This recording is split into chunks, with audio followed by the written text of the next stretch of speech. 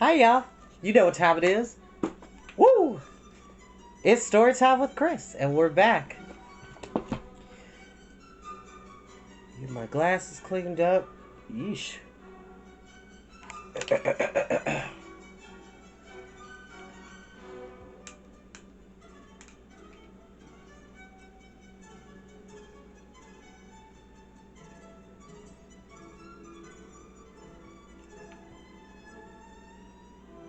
Hope everybody's having a good day. Got my tea here. And I do not own the music in the background because we're taking it classical, Paganini, today.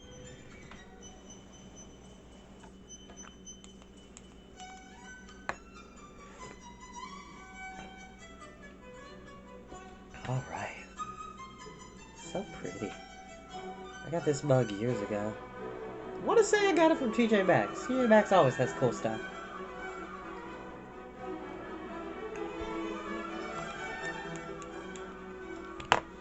Without further ado, we will continue with House Moving Castle, which, by the way, y'all, as I've said time and time and time again, you do not have to watch these videos when they go live here on Facebook. For those who are seeing this just on the channel, you do not have to watch these when they go live on Facebook or Instagram. You're more than welcome to watch them at your own leisurely time.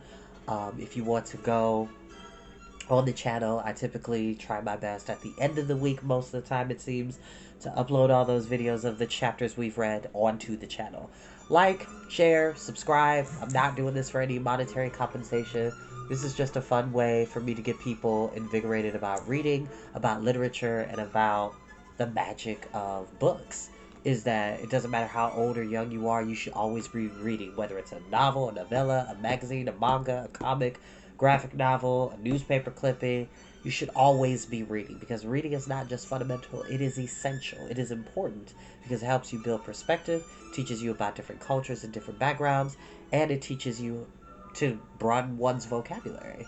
And it just makes you a more well-rounded person to explore the different worlds and perspectives that you may not be privy to. The more you know, as that flies across my head. Hey, Brittany! I owe you a phone call. I owe you a phone call. My bad. I owe you a phone call, and I'll call you after this, I promise.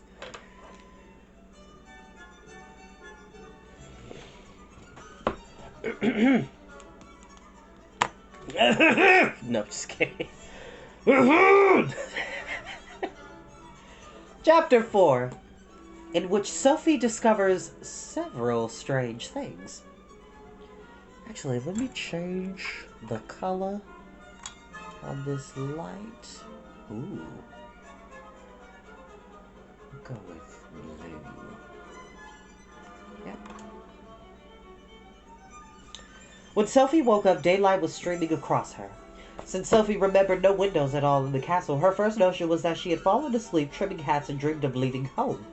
The fire in front of her had sunk to rosy charcoal and white ash, which convinced her that she had certainly dreamed that there was a fire demon.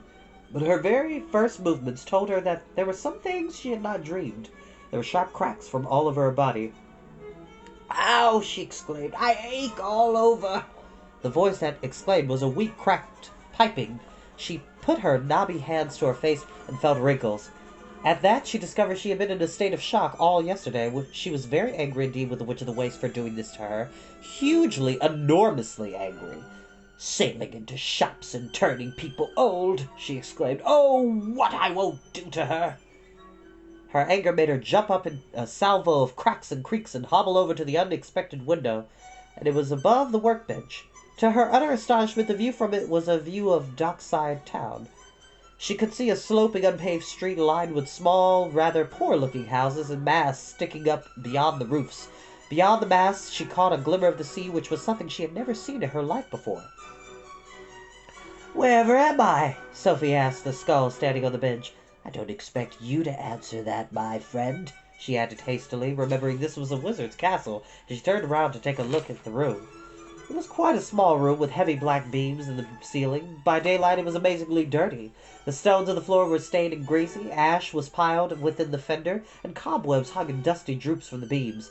There was a layer of dust on the skull. Sophie absolutely wiped it off as she went to peer into the sink beside the workbench.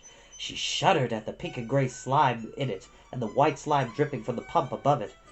Howl obviously did not care what squalor his servants lived in. The rest of the castle had to be beyond one or two of the 4 low block doors around the room. Sophie opened the nearest in the end wall beyond the bench. There was a large bathroom beyond it. In some ways it was a bathroom you might normally find only in a palace, full of luxuries such as an indoor toilet, a shower stall, an immense bath with clawed feet and mirrors on every wall. But it was even dirtier than the other room. Sophie winced from the toilet, flinched at the color of the bath, recoiled from green weed growing in the shower, and quite easily avoided looking at her shriveled shape in the mirrors because this glass was plastered with blobs and ruddles of nameless substances. Yuck! The nameless substances themselves were crowded onto a very large shelf over the bath. They were in jars, boxes, tubes, and hundreds of tattered brown packages and paper bags. The biggest jar had a name. It was called Drying Power, in crooked letters. Sophie was not sure whether there should be a D in it or not. She picked up a packet at random. It had skin scrawled on it, and she put it back hurriedly. Another jar said eyes in the same scrawl. A tube stated for decay. It seemed to work, too, Sophie murmured, looking into the wash basin with a shiver. Water ran into the basin when she turned a blue-green knob that might have been brass and washed some of the decay away. Sophie rinsed her hands and face in the water without touching the basin, but she did not have the courage to use drying power. She dried the water with her skirt and then set off to the next black door.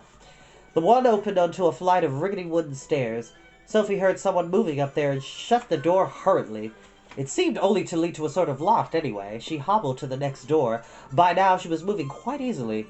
She was a hale old woman, as she had discovered yesterday. So, hale it's like a turn of phrase or a word to describe someone who is older but still lively and active. Somebody that still has life within them and doesn't need a whole lot of assistance, which I hope I get to have that opportunity when I get older someday. I hope to still be moving and dancing at the age of 90, like Dick Van Dyke. That guy is amazing. Well, I think he's like 96 or 97. He's awesome.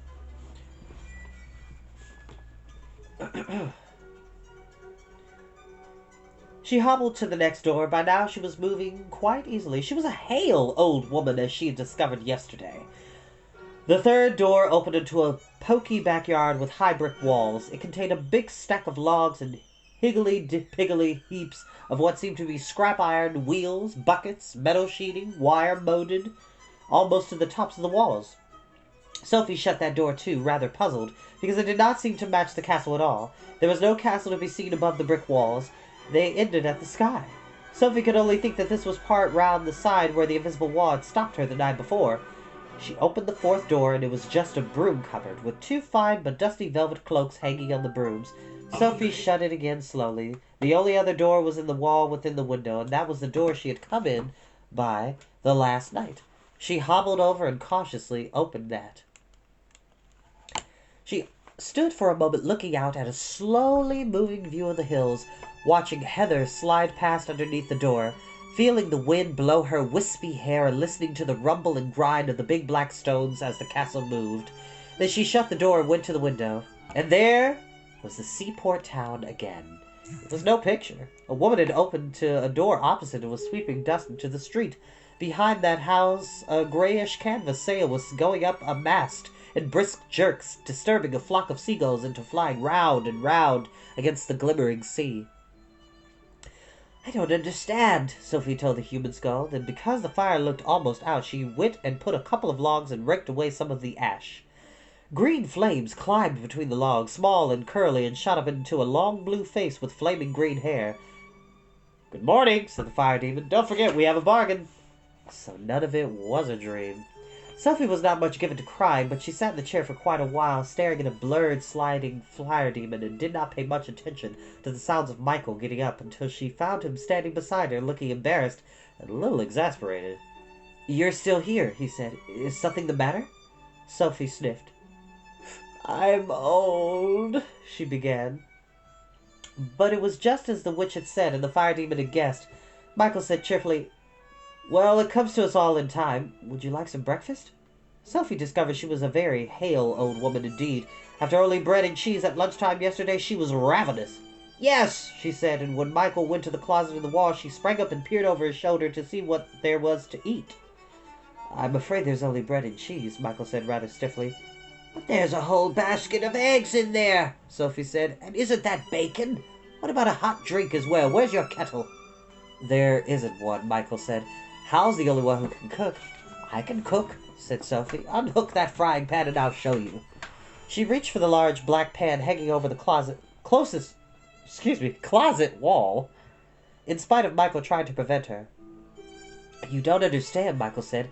It's Calcifer the fire demon. He won't bend down his head to be cooked on for anyone but Howl.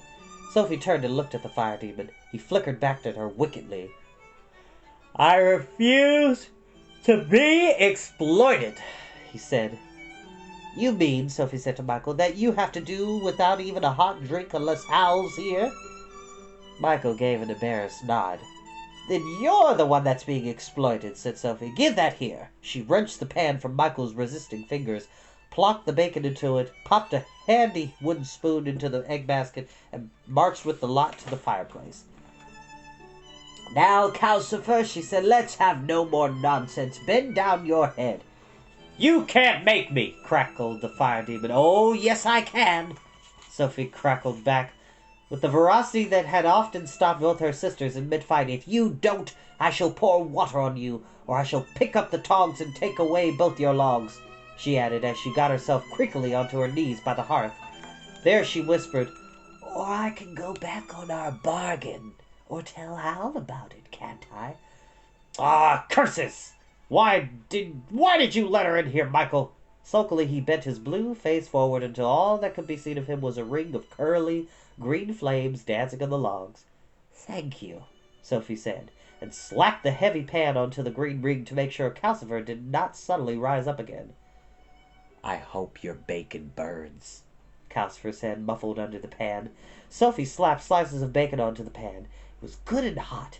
The bacon sizzled, and she had to wrap her skirt around her hand to hold the handle. The door opened, and she did not notice because of the sizzling. Don't be silly, she told Calcifer, and hold still because I want to break in the eggs. Oh, hello, Howl, Michael said helplessly. Sophie turned round at that, rather hurriedly. She stared. The tall young fellow in a flamboyant blue and silver suit who had just come in stopped in the act of leaning a guitar in the corner. He brushed the fair hair from his rather curious glass-green eyes and stared back. His long, angular face was perplexed. Who on earth are you? Said Howl. Where have I seen you before? I'm a total stranger, Sophie lied firmly. After all, Howl had only met her long enough to call her a mouse before, so it was almost true. She ought to have been thanking her stars for the lucky escape she supposed, but in fact her main thought was, good gracious, Wizard Howl is only a child in his 20s for all his wickedness. It made such a difference to be old, she thought as she turned the bacon over in the pan, and she would have died rather than let this overdressed boy know she was the girl he had pitted on May Day. Hearts and souls did not enter into it. Howl was not going to know. She says her name's Sophie, Michael said. She came last night. How did she make Calcifer bend down? Said Howl. She bullied me, Calcifer said in a piteous, muffled voice from under the sizzling pan. Not many people can do that, Howl said thoughtfully. He propped his guitar in the corner and came over to the hearth. The smell of hyacinths mixed with the smell of bacon as he shoved Sophie firmly aside. Calcifer doesn't like anyone but me to cook on him, he said, kneeling down and wrapping one trailing sleeve round his hand to hold the pan. Pass me 2 more slices of bacon and 6 eggs, please, and tell me why you've come here. Sophie stared at the blue jewel hanging from Howl's ear and passed him egg after egg. Why I came, young man, she said. It was obvious after what she had seen of the castle. I came because I'm your new cleaning lady, of course. Are you indeed? Howl said, cracking the eggs one-handed and tossing the shells among the logs, where Calcifer seemed to be eating them with a lot of snarling and gobbling. Who says you are? I do, said Sophie, and she added posily, I can clean the dirt from this place even if I can't clean you from your wickedness, young man. Howl's not wicked, Michael said. Yes, I am, Howl contradicted. You forget just how wicked I'm being at the moment, Michael. He jerked his chin at Sophie. "If you're so anxious to be of use, my good woman, find some knives and forks and clear the bench." There were tall stools under the workbench. Michael was pulling them out to sit on and pushing aside all the things on top of it to make room for some knives and forks he had taken from a drawer in the side of it. Sophie went to help him. She had not expected Howl to welcome her, of course, but he had not even so far agreed to let her stay beyond breakfast. Since Michael did not seem to need help, Sophie shuffled over to her stick and put it slowly and showily in the broom cupboard. When that did not seem to attract Howl's attention, she said, "You can take me on for a month's trial if you like." Wizard Howl said nothing but, "Plates, please, Michael," and stood up holding the smoking pan. Casper sprang up with a roar of relief and blazed high in the chimney.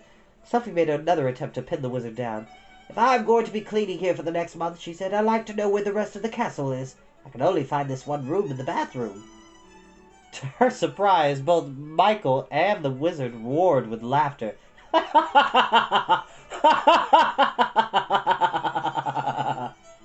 It was not until they had almost finished breakfast that Sophie discovered what had made them laugh. Hal was not only hard to pin down, he seemed to dislike answering any questions at all. Sophie gave him up asking him and asked Michael instead. "Tell her," said Hal. "It will stop her pestering." "There isn't any more of the castle," Michael said, "except what you've seen in 2 bedrooms upstairs." "What?" Sophie exclaimed. Hal and Michael laughed again.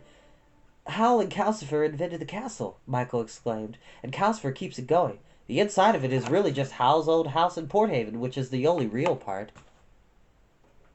"But Porthaven's miles down near the sea," Sophie said. "I call that too bad. What do you mean by having this great, ugly castle rushing about the hills and frightening everyone in Market Chipping to death?" Howl shrugged. "What an outspoken old woman you are. I've reached that stage in my career when I need to impress everyone with my power and wickedness.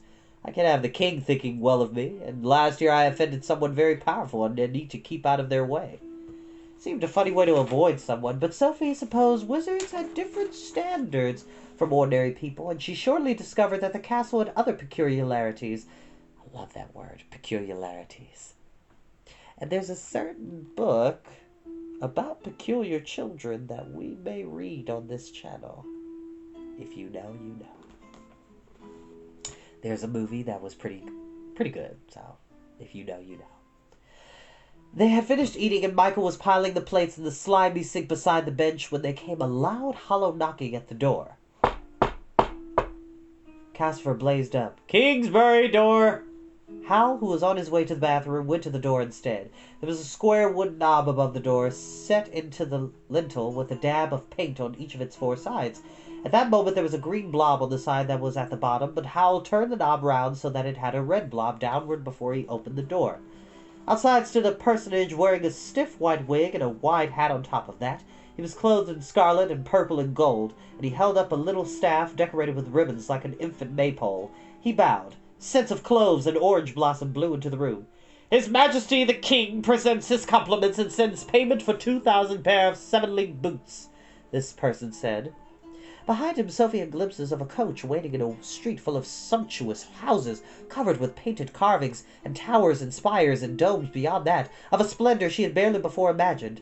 She was sorry it took so little time for the person at the door to hand over a long, silken, chinking purse, and for Howl to take the purse, bow back, and shut the door. Howl turned the square knob back so that the green blob was downward again, and stowed the long purse in his pocket. Sophie saw Michael's eyes follow the person in an urgent, worried way. Howl went straight to the bathroom, then calling out, "I need hot water in here, Calcifer!" and was gone for a long, long time. Sophie did not restrain her curiosity. "Whoever was at the door?" she asked Michael. "Or do I mean wherever?" "That door gives on Kingsbury," Michael said, "where the king lives. I think that man was the Chancellor's clerk, and," he added worriedly to Calcifer, "I do wish he hadn't given Howl all that money." "Is Howl going to let me stay here?" Sophie asked. "If he is, you'll never pin him down," Michael answered. "He hates being pinned down to anything." And that is where we'll end for tonight. My little friend here, Archimedes is what I've called him. Yeah, pretty cool.